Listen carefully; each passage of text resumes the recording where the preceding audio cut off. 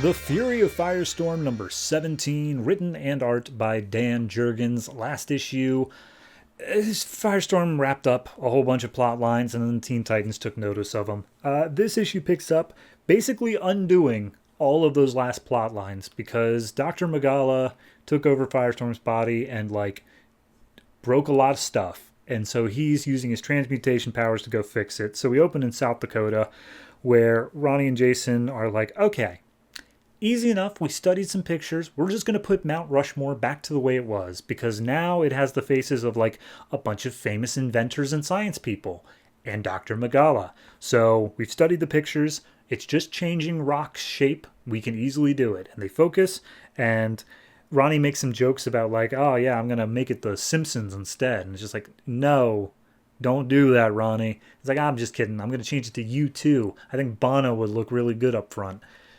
Which I can't imagine a teenager making a U2 joke like that. But regardless, we then see that, oh, they did it. It's all put back to normal. And then he's immediately attacked by a military helicopter. And Jason's in his head telling him, look, we just got to get away. We can outrun them easily. And Ronnie's like, no, I didn't do anything. Okay, this was all someone else in our body. Let's just go in there and tell them that. And Jason's like, that's not a good idea. And Ronnie's like, well, I'm just going to do it. So he goes inside the helicopter and it's just look, guys, there are multiple firestorms. There's a bunch of people who even look like me, but it's not me. I'm the only one left. I took care of all the other ones. You're not going to have to worry. Pass that to your higher ups. I'm going to fix everything that was broken. Okay, cool, great. And so he leaves. And Jason's like, well, that was a very measured response of you, Ronnie. And he's like, yeah, I got it in me sometimes. And the military guys are like, I assume you heard all that, General Eiling? And Eiling's like, yeah, I still don't trust him. Follow him as best you can. So then we cut to the Teen Titans, who are apparently watching a news report of how Mount Rushmore got fixed. And they're basically saying, hey, Red Robin, you're really focused on that Firestorm guy, but he just fixed Mount Rushmore. Is he really that bad? And he's like, I don't know what he is, but he's got incredible powers, and it could be possible that Nowhere is already after him. It'd be like, Nowhere? That organization from our book? Golly, I thought they only went after teenagers. Firestorm looks like an adult. And Red Robin's like, don't ask me how, but I know he isn't. Anyway, let's go find him. So at that point, we see Ronnie and Jason arrive back at Ronnie's house.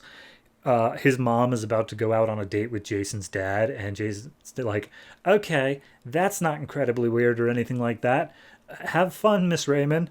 So Tanya's inside the rec room waiting for them to get back, and turns out that essay that Tanya did for Ronnie was so good that it got submitted for an award for a young scholars competition. And Ronnie's like, awesome. And he won. He won the competition. And Ronnie's like, that's great. That's awesome. But Jason's like, dude, you didn't write it. That's Tanya. She should get the recognition for that. And Tanya's like, no. It's fine. I mean, I am kind of bummed, but I understand. You need to keep your academic integrity in check. And Jason's like, it ain't right, but all right, I guess if Tanya's okay with it. And Ronnie's like, don't worry, Tanya, I'll make it up to you, I promise. But first, they have to go fix Star Labs. So apparently the idea here is that they're going to go over all the rubble that made Star Labs is still there. They're just going to reconstitute it back into a highly technological and very complex laboratory that is totally no more difficult than Mount Rushmore. But before they can do anything, Kid Flash shows up, throws Firestorm into a nearby bog, as best as I can describe it. And he's just like, hey, we're the Teen Titans, and we think you might be working for Nowhere. And Firestorm's like, why does everyone keep attacking me before just talking to me? For God's sakes, I'm sick of it. And he starts blasting at Solstice. And Kid Flash doesn't take that well, starts punching him down to the ground. Firestorm transmutes his shoes into giant, flippers, so he's unable to run.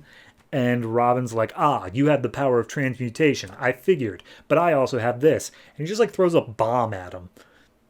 It doesn't do anything but explode, so I don't understand how that deals with the transmutation. But anyway, they keep blasting at Ronnie, and Ronnie's like, all right, Jason, what do you think? And Jason's like, I mean, I would say patience usually, but maybe right here's where we need to make a statement. So at that point, Firestorm just like Super Saiyan starts charging up, and he's got this huge energy field around him, and just be like, now I don't know what this nowhere thing is, but I've never heard of it. And the Teen Titans all get blasted back, and they're like, geez, guy, chill. It's not like we did anything to you, despite the fact they all were attacking him. But regardless, he gets them all away from him enough that he then is able to turn back to Star Labs, and he's like, all right, look, I'm just going to fix this thing and bail because screw this. I don't want to be here. So he starts transmuting all the rocks in Star Labs, and he pictures like the blueprints in his head, and he's like, oh, it's working, I can do it.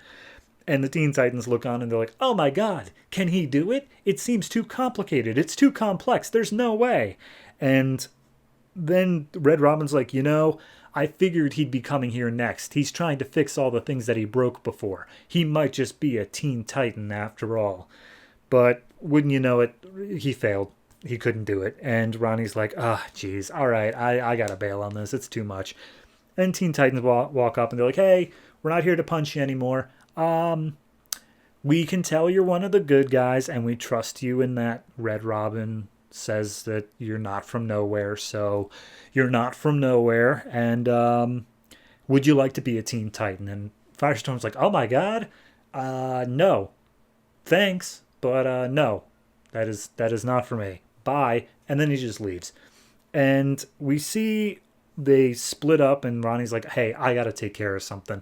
And he goes and talks to his English teacher, and just like, hey, or maybe it's history, I don't know, regardless, talks to his teacher, just like, hey, Tanya wrote that paper. It wasn't me. She was just doing me a favor. She's the one who deserves the recognition. And the teacher's like, okay, can you give me another paper by Monday night? And he's like, what, seriously? I'm not going to get like taken out for cheating? And she's like, I'm here to teach you.